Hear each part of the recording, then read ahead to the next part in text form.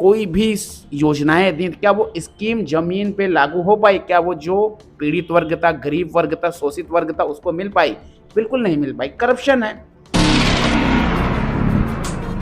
बताया कि मैं सबसे बड़ा ब्राह्मण हो गया हूं। कोई कहे कि राम जी की मंदिर से अच्छी मैं कृष्ण भगवान की मंदिर बनवा दूंगा, उनको सीट मिलेगी। ये कहना कि कोई किसी का वोट कटुआ है तो ये गलत बात है।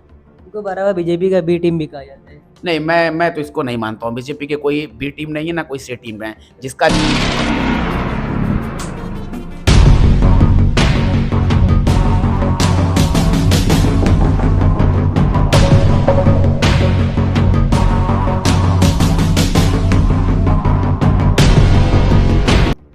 अस्सलाम वालेकुम, मेरा नाम है मकबूल अहमद और आप देख रहे हैं सदाए न्यूज़ वाराणसी। इस समय हम वाराणसी के वार्ड 98 के पार्षद जनाब तैयब साहब के साथ जुड़ चुके हैं।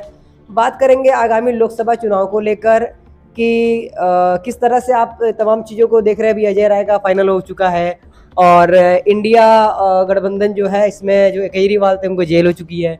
ईडी और ये तमाम चीज़ें जिस तरीके से हावी हो रही है विपक्ष पर, क्या लगता है इंडिया गठबंधन मजबूती के साथ आ सकता है? अस्सलाम वालेकुम आप सभी लोगों को, और इस रमज़ान के पाक महीने को आप सभी लोगों को मुबारकबाद। देखिए, आपने जो सवाल किए हैं उस पर इंसान आज सत्ता पाने के लिए साम दंड भेद हर चीज़ का प्रयोग करता है। इसी तरीके से एक पार्टी है बीजेपी पार्टी, वो साम दंड सब चीज़ का यूज़ की। अब किसी को फंसाने के लिए ईडी लाई, मुख्यमंत्री को जेल में डाल दिया जाए, उनके खुद पार्टी के शिक्षा मंत्री जेल में चले गए सिसोदिया जी, संजय सिंह जेल में चले गए। और जब कोई भी सामदंड भेद यूज करता है सिर्फ वो सत्ता पाने के लिए, सिर्फ इख्तियार करने के लिए कि हम पावर में बने रहें और पावर को कंटिन्यू करना चाहती है, ये नहीं देखते कि क्या जनता शोषित हो रही है, क्या जनता की परेशानियां हैं, क्या जनता उसका लाभ मिल पा रहा है। जो आप लोगों ने, कोई भी प्रधानमंत्री हो, किसी भी पार्टी का हो, क्या उन्होंने जो जनता को दिया, चाहे वो प्रधानमंत्री आवास योजना दिया, चाहे उन्होंने मोदी की गारंटी दी, चाहे उन्होंने उज्ज्वल योजना दिया, चाहे उन्होंने कोई भी योजनाएं दी, क्या वो स्कीम जमीन पे लागू हो पाई? क्या वो जो पीड़ित वर्ग था, गरीब वर्ग था, शोषित वर्ग था, उसको मिल पाई? बिल्कुल नहीं मिल पाई। करप्शन है। आप एक आवास योजना लेने जाओगे तो अगर कुछ लोगों को पास भी होगा तो वो 50,000 पहले खिला देगा 2.5 लाख लेने के चक्कर में। ये कहाँ का है? आप जब करप्शन होगा ही, हर विभागों में करप्शन होगा, तो कैसे आप बताइए कि न्याय दे पाएंगे? आप न्याय नहीं दे पा रहे हैं। अब बात करते हैं लोकसभा चुनाव की। आप यहाँ से अजय राय को टिकट मिला है। मैं कहता हूँ कि मैं ऐसे विचारधारा के खिलाफ लड़ूंगा जो समाज में भेदभाव पैदा करती हो, जो समाज को रूल एंड डिवाइड पे चलती हो। और मैं जो भी भाजपा को हराने की पूरी मुहिम चलाएगा, मैं भाजपा को हराने के लिए उस पार्टी के साथ हूँ, उस लोगों के साथ हूँ जो भाजपा को हराएगी। और मैं कंधे से कंधा मिलाकर जो भी मेरे मानने वाले लोग रहेंगे, मेरे बड़े भाई, बुजुर्ग, मेरे दोस्त, उन सभी के साथ मैं भाजपा को हराने की पूरी कोशिश करूंगा। अब परिणाम जो भी हो, लेकिन कम से कम लोगों को जोड़ूंगा तो अपने साथ भाजपा को हराने के लिए। इस समय आप निर्दल प्रत्याशी रहे हैं और निर्दल जीते हैं, तो एक नई सियासी दल में जाने के लिए कुछ विचार कर रहे हैं। ओवैसी के बारे में क्या आपका क्या विचार है? देखिए, ओवैसी एक बहुत शिक्षित इंसान है, बैरिस्टर हैं, पढ़े लिखे इंसान हैं, और वो शोषित, दलित और पिछड़े अल्पसंख्यक की बात करते हैं। जो एक व्यक्ति की पहचान होनी चाहिए कि अगर वो इंसान इस चीज़ की बात करे कि जो इंसान बैकवर्ड हो, शोषित हो, आदिवासी हो, पिछड़ा हो, दलित हो, जिसको कभी भी सामाजिक न्याय नहीं मिल पाया है, उसकी बात करे तो, और एक शिक्षित आदमी उसकी बात करता है, और खुद उन्होंने उस चीज़ को लागू किया। उन्होंने एक हॉस्पिटल अपना बनवाया, उन्होंने एक कॉलेज बनवाए बच्चियों के लिए, बच्चों के लिए, तो मतलब एक दिखाया। तो मेरे कहने से अच्छा है कि जो भी किसी भी पार्टी में हो, अगर वो समाज के लिए अच्छा करता हो तो एक अच्छा व्यक्ति हो सकता है, अच्छा इंसान हो सकता है, और सामाजिक न्याय का पात्र भी हो सकता है। अगर से वाराणसी से ओवैसी साहब का कोई प्रतिनिधि उतारेंगे, वो कोई किसी को टिकट देंगे, तो आप समर्थन करेंगे? देखिए, समर्थन करने और ना करने की बात तब आती है, मैंने क्या कहा आपसे, जो भाजपा को यहाँ से अच्छे से हराएगा, जो लोगों ने मिलकर, जनता ने मुझे चुनाव जिताया, उन सभी लोगों की राय लेकर, साथ में चलकर, तब मैं बिल्कुल मैं उनके साथ रहूंगा। बिल्कुल मैं उनके साथ रहूँगा और भाजपा को हराने का काम करूँगा। जनता की राय लेके एक राइयत होके आप किसी के साथ खड़े हो सकते हैं। ऐसे में देखा जाए तो एक बार फिर ओवैसी साहब आ रहे हैं और 25 सीटों से आ रहे हैं। इस तरह से आप इस तमाम चीज़ों को देख रहे हैं कि बराबर वो जो एक मुस्लिम समाज की आवाज़ उठाते रहे हैं, लेकिन आज भी मुस्लिम समाज कह रहा है अभी नहीं। तो उनको कब मौका मिलेगा? कब नहीं, मुसलमान देखिए समझेंगे कि यार देखिए इधर कोई भी पार्टी हो, अपने पार्टी को विकसित करना मतलब कि किसी भी एरिया में अपने क्षेत्र में बढ़ाना होता है। वो बढ़ाने का कार्य कर रहे हैं, बहुत अच्छी बात है। हर इंसान चाहता है कि मेरी पार्टी बढ़े, जन-जन तक जाए, जन-जन की समस्याओं का समाधान हो और एक बहुत अच्छी चीज़ है। अब रही बात देखिए, आपने ये कहा मुसलमानों की, नहीं, मैंने बहुत सारे उनके इंटरव्यूज़ देखे, वो मुसलमानों के साथ-साथ शोषित, आदिवासी, दलित उनकी बातें करते हैं जिनको सामाजिक न्याय नहीं मिल पाया है, जो लोग हमेशा सताए हुए हैं उनकी बात करते हैं। और जब इंसान समाज के उन अंतिम तबके की, निचले तबके की बात करता है और उनको मुख्य धारा में लाने का कार्य करता है, वही सामाजिक न्याय का पात्र होता है। तो मेरा मानना है कि अगर वो अपने इलेक्शन लड़ रहे हैं, अपनी पार्टी को बढ़ा रहे हैं, क्षेत्र में जा रहे हैं, आवाम को दिल जीत लेंगे, आवाम उनके साथ रहेगी, तो ज़रूर लोकतंत्र में उनको सीट मिलेगी। ये कहना कि कोई किसी का वोट कटुआ है तो ये गलत बात है। उनको बराबर बीजेपी का बी टीम भी कहा जाता है। नहीं, मैं तो इसको नहीं मानता हूँ। बीजेपी के कोई बी टीम नहीं है, ना कोई सी टीम है। जिसका जहाँ फ़ायदा होता है, तो अब ऐसे एग्ज़ाम्पल देने लगूँ मैं, तो हर पार्टियों के नेता किसमें गए हैं? चाहे वो सपा हुई, चाहे कांग्रेस हुई, चाहे बहुजन हुई, चाहे आम आदमी पार्टी हुई, चाहे आरजेडी हुई, चाहे एनसीपी हुई, चाहे शिवसेना हुई। अगर मैं पार्टियों की लिस्ट उठा के दे दूँ, तो कोई ना कोई हर पार्टी में से इधर स्विच किया हुआ है अपने जाति मफाद के लिए। एमआईएम क्यों ना हो, एमआईएम के भी कुछ लीडर इधर-उधर गए होंगे। ये जो जाति मफाद के लिए जाते हैं अपने, उनका कोई वजूद नहीं है, क्योंकि वो अपना भला चाहते हैं। वो जो अवाम है, शोषित अवाम है, उनका भला नहीं चाहती है। ऐसे में आगे क्या समीकरण बन सकता है चुनावी का? जिस तरह से आप देख रहे हैं कि अजय राय यहाँ पे और मोदी जी के सामने चुनाव लड़ रहे हैं, जहाँ आप देख ही रहे कि आस्था का पूरा राजनीतिकरण किया गया है।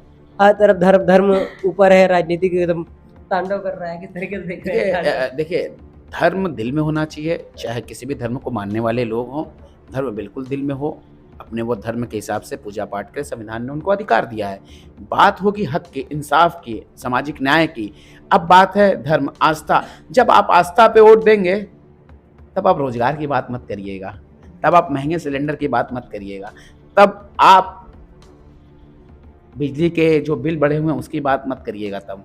तो मेरा कहना है कि अगर आप सामाजिक न्याय की बात करेंगे, कोई भी पार्टी हो, अगर वो मूलभूत सुविधाएं जनता तक, आवाम तक पहुंचा देती है, तो आप उसकी बात करिएगा। तो हकीकत यही है कि आस्था पे चुनाव हो, चाहे जैसे भी हो, जिन्होंने जनता के निचले स्तर पे काम किया, जनता उनको वोट देगी। अब रही बात जो धार्मिक मुद्दे से भटकाएंगे, जनता एक ना एक दिन उनके मुंह पे तमाचा मार देगी, क्योंकि एक दिन विद्रोह होगा, आज नहीं तो कल होगा और वो पार्टी चली जाएगी। वो कोई अमर की घड़ियां पी के नहीं आया है कि हम अनंत काल तक रहेंगे, आज नहीं तो कल आप हारेंगे। अब रही बात कैसे हराया जाए, हराने का भी एक प्लेटफॉर्म सेट किया जाता है कि आप उनको बंगाल में कम करिए, 18 सीट पर जीते थे, आप उनको महाराष्ट्र में कम करिए 5 सीट 10 सीट, आप उनको बिहार में कम करिए 10 सीट 15 सीट, आप दिल्ली में 7 सीट है 3 सीट कम करिए, उत्तर प्रदेश में उनकी 20 सीट 25 सीट 30 सीट कम करिए। जब कम करेंगे तब ना वो 300 से नीचे आएंगे 200 पे और इंडिया अलायंस जीते। इसी तरीके से भाजपा हारेगी। यहाँ लड़ाई विचारधाराओं की है।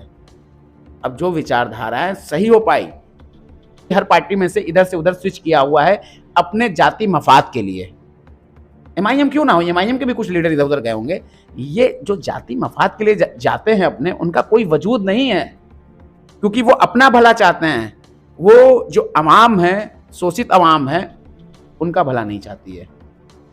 ऐसे में आगे क्या समीकरण बन सकता है चुनावी का? जिस तरह से आप देख रहे हैं कि अजय राय यहाँ पे और मोदी जी के सामने चुनाव लड़ रहे हैं, जहाँ आप देख ही रहे कि आस्था का पूरा राजनीतिकरण किया गया है। हर तरफ धर्म ऊपर है, राजनीतिक एकदम तांडव कर रहा है। किस तरीके से देख रहे हैं? देखिए, धर्म दिल में होना चाहिए, चाहे किसी भी धर्म को मानने वाले लोग हों, धर्म बिल्कुल दिल में हो, अपने वो धर्म के हिसाब से पूजा पाठ करें, संविधान ने उनको अधिकार दिया है। बात होगी हक की, इंसाफ की, सामाजिक न्याय की। अब बात है धर्म, आस्था। जब आप आस्था पे वोट देंगे, तब आप रोजगार की बात मत करिएगा, तब आप महंगे सिलेंडर की बात मत करिएगा, तब आप बिजली के जो बिल बढ़े हुए हैं उसकी बात मत करिएगा तब। तो मेरा कहना है कि अगर आप सामाजिक न्याय की बात करेंगे, कोई भी पार्टी हो, अगर वो मूलभूत सुविधाएं जनता तक, आवाम तक पहुंचा देती है, तो आप उसकी बात करिएगा। तो हकीकत यही है कि आस्था पे चुनाव हो चाहे जैसे भी हो, जिन्होंने जनता के निचले स्तर पे काम किया, जनता उनको वोट देगी। अब रही बात जो धार्मिक मुद्दे से भटकाएंगे, जनता एक ना एक दिन उनके मुंह पे तमाचा मार देगी, क्योंकि एक दिन विद्रोह होगा, आज नहीं तो कल होगा और वो पार्टी चली जाएगी। वो कोई अमर की घड़ियां पी के नहीं आया है कि हम अनंत काल तक रहेंगे, आज नहीं तो कल आप हारेंगे। अब रही बात कैसे हराया जाए, हराने का भी एक प्लेटफॉर्म सेट किया जाता है कि आप उनको बंगाल में कम करिए, 18 सीट पर जीते थे, आप उनको महाराष्ट्र में कम करिए 5 सीट 10 सीट, आप उनको बिहार में कम करिए 10 सीट 15 सीट, आप दिल्ली में 7 सीट है 3 सीट कम करिए, उत्तर प्रदेश में उनकी 20 सीट 25 सीट 30 सीट कम करिए। जब कम करेंगे तब ना वो 300 से नीचे आएंगे 200 पे और इंडिया अलायंस जीते। तो इसी तरीके से भाजपा हारेगी। यहाँ लड़ाई विचारधाराओं की है। अब जो विचारधाराएं सही हो पाई वो जीतेगी। ऐसे में कहीं ना कहीं लोग विपक्ष और तमाम लोग हैं ईवीएम पर बराबर वो करते रहे हैं कि ईवीएम से ही भाजपा आगे रही है। इसको किस तरह से देखते हैं? देखिए, मैं तो इसको नकारता हूँ, मेरी पर्सनल राय है। जो चुनाव का मुद्दा है, कहना तो नहीं चाहिए, एक पार्टी है जो धर्म के नाम पर चुनाव जीतती आ रही, वो आपको भी पता है, आस्था के नाम पे। हकीकत है कि वो अपने पिच पर क्लियर है, वो जीत रही है अपने पिच पे। अब कोई आए उसके पिच पे बैटिंग करने, मैंने इसके पहले इंटरव्यू में भी आपको यही कहा है, कोई जेएनयू पहन के बताए कि मैं सबसे बड़ा ब्राह्मण हो गया हूँ, कोई कहे कि राम जी की मंदिर से अच्छी मैं कृष्ण भगवान की मंदिर बनवा दूंगा, ये तो आप उसकी पिच पे खेलने चलेंगे। आप ये क्यों नहीं कहते कि मैं शिक्षा का यूनिवर्सिटी एजुकेशन दूंगा, हॉस्पिटल दूंगा, अच्छी रोड दूंगा, जो गरीब है पढ़ नहीं पा रहे हैं उनको अच्छी स्कॉलरशिप दूंगा। आप गरीबी के जो नीचे तबके के लोग हैं उनको सामाजिक न्याय दिलवाकर मुख्य धारा में उनको एक तरीके से उनका अच्छा जीवन जीने का तरीका हो, जिससे वो कुछ खा सके, जीवन यापन कर सके और ऊपर जा सके, गरीबी से ऊपर बढ़े, उनका आर्थिक ग्रोथ हो, तो इसकी बात होगी ना। आप उनके पिच पे जाएंगे तो भाजपा उस पिच की माहिर खिलाड़ी है समझ लीजिए। आप धार्मिक पे नहीं जीत पाएंगे, क्योंकि मुसलमान ये चाहता है कि हम भाजपा को हरा दे। कोई मुसलमान नहीं हरा पाएगा, ना कोई अल्पसंख्यक हरा पाएगा। आप 18% हराने चले हैं। जब तक कोई पार्टी सारे जाति, सारे वर्ग, सारे धर्म का वोट नहीं लाएगी, तब तक वो सत्ता में नहीं आ सकती।